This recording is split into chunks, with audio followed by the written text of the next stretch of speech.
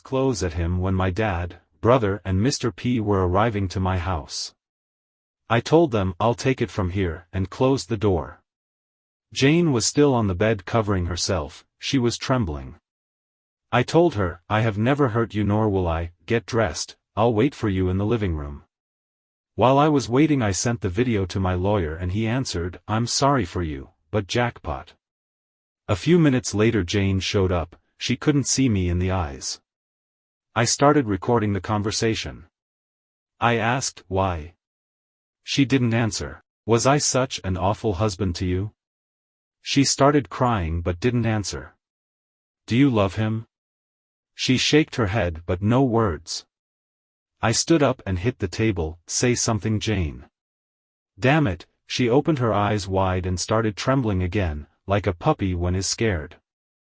I have never yelled at her before. I sat and talked calmly.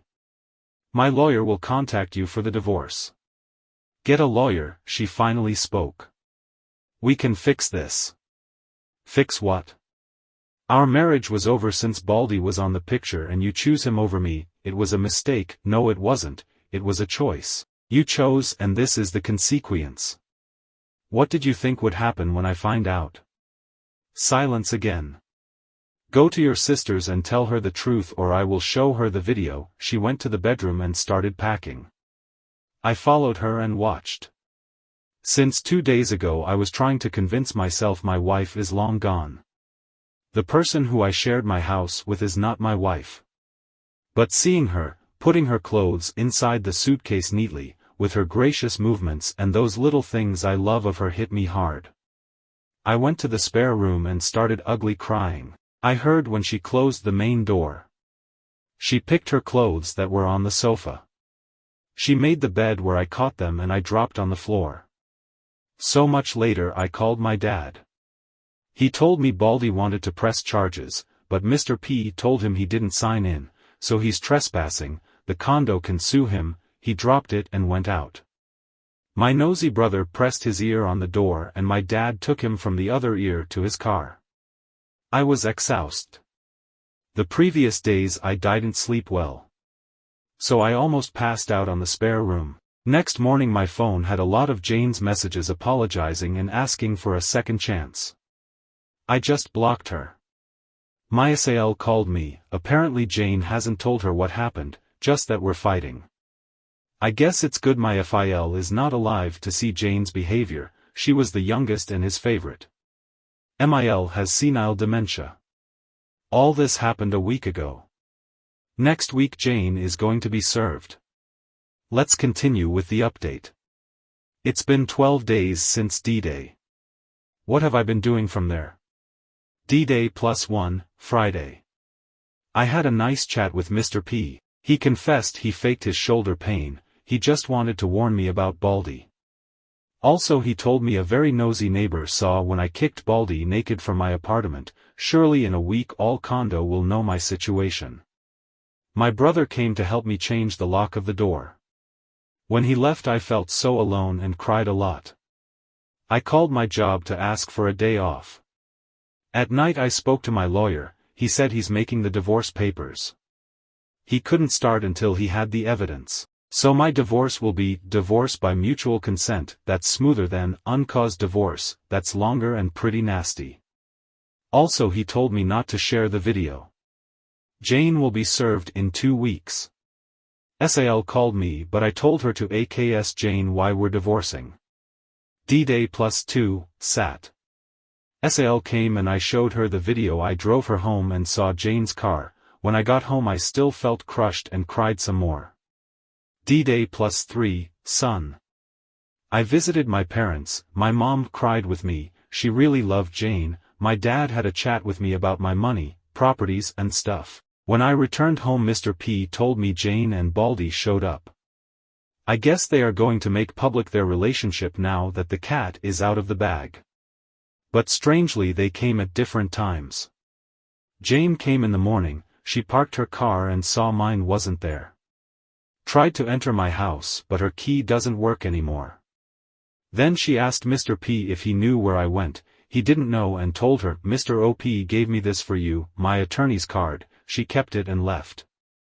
Baldy came in the afternoon and first asked to see Jane. Mr. P told him Mrs. Jane, emphasis on Mrs., doesn't live here anymore, then asked to see me and Mr. P told him Mr. OP is away. No idea when he'll return, and he left. I guess they both are not in contact yet. I wanted to ask about Jane.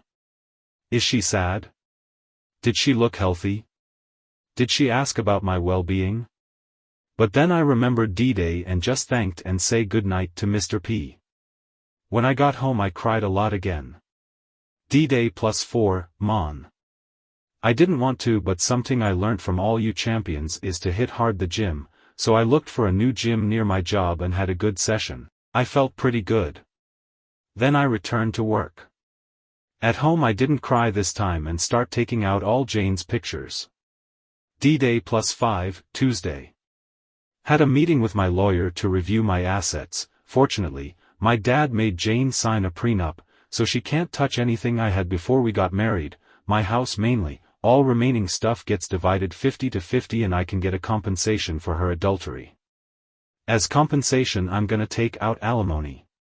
I can fight for all the stuff, but everything reminds me of her. And I want to start anew. When I left home I heard whispers. I turned my head and saw two neighbors that immediately pretended they didn't see me. They walked in front of me and greeted me. I knew this would happen. A tear that I went to the gym and work, this repeats all week so I'm gonna omit. D-Day +6, Wed, nothing interesting, I only have FB as social media. I ignore all DM asking me to contact Jane.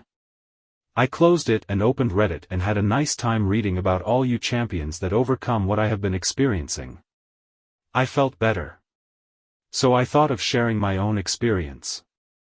D-Day +7, Thursday, I started writing. I posted it before going to the gym. When I was at work, it amazed me how many people were reacting to my story. I answered some comments. D-Day +8, Friday, I was reading comments and answering all morning. I was smiling, feels good to be appreciated. 2 comments stuck in my mind that I didn't think about. 1, report AP to my old gym, and 2, my home is tainted, I need a fresh start. So before I went to the gym I looked for real estate agents to sell or rent my house. I'm not comfortable here anymore. I haven't entered to my bedroom since D-Day, I've been sleeping in the spare room. I don't want to live like this. D-Day +9, Sat, since Jane would come and bother me, I decided to spend the day outside. She did come, then she visited my parents and brother. They just texted me, Jane came. I answered, thank you, I don't want to talk about her yet. D-Day +10, Sun, I spend the day with my parents. We visited a town 2 hours from the city and had a blast. I don't know if Jane came. My dad told me not to sell my house but to rent it. I agree and went home. When I got home Mr. P told me Baldy came in the afternoon and alone again. He asked for me but Mr. P told him I'm away, he left without a word. D-Day +11, Mon, yesterday Monday morning I went to my old gym. I was not sure if I'd meet Baldy, he worked in the afternoon, but he was screwing my wife in the afternoon so I thought he's changed his shift. He was nowhere. I asked to talk to Frank, the gym owner. While I was waiting for him I met an old janitor I used to chat with, he told me to say hi to Miss Jane. I guess my new normal is to tell everybody we split up. I smiled at him. Frank finally received me. I asked about Baldy, he told me Monday is his day off, he asked for more hours and now he works from Tuesday to Sunday in the morning. Then I explained the reason of my visit. He listened carefully until I finished and finally showed him the video. He stayed silent and thinking. He said, "You're not gonna like this." I just thought, what now? Frank called the receptionist to bring Harry, another coach and Baldy's friend. He has a big beard. Frank asked him to tell me about Baldy's girlfriend. Fasten your seatbelts. This is good. According to Harry, Baldy is heads over heels for Jane and Frank confirmed it. He told me Baldy had many complaints especially from female members, but for the last months he has changed. No complaints and he's very professional to all members. And Harry told me something that made my jaw drop. Baldy is trying to marry Jane by baby-trapping her. I was processing this information when I felt something starting from my chest. It climbed up my throat and finally blowed up in my mouth. I laughed. I swear I was joker-madly laughing. I even teared a bit. Frank and Harry were very confused.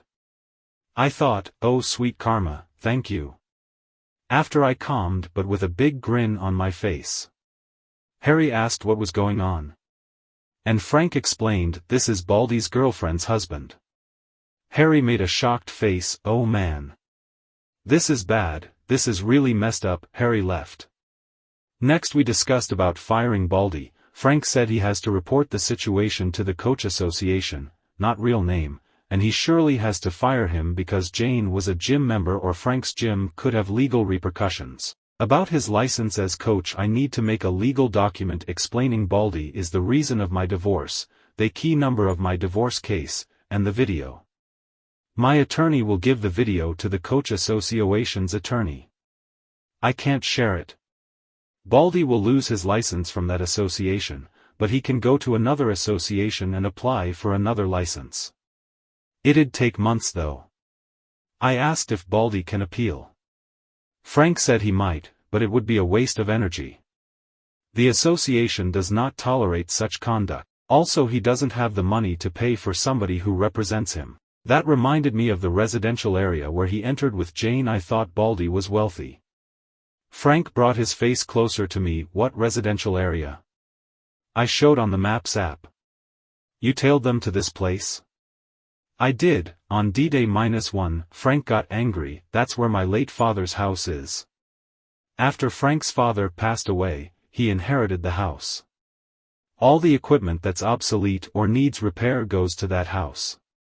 He lent Baldy the key to go and keep some stuff occasionally, but he does not have permission to stay there. He surely has a copy of the key and he might be living there illegally. He's going to investigate this further.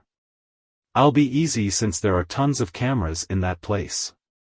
I was leaving the gym when I heard, Mr. OP, wait. It was Harry. He told me he was sorry about what's happening. Baldy never told him who was his girlfriend. He just said that he met her at XXX Mall.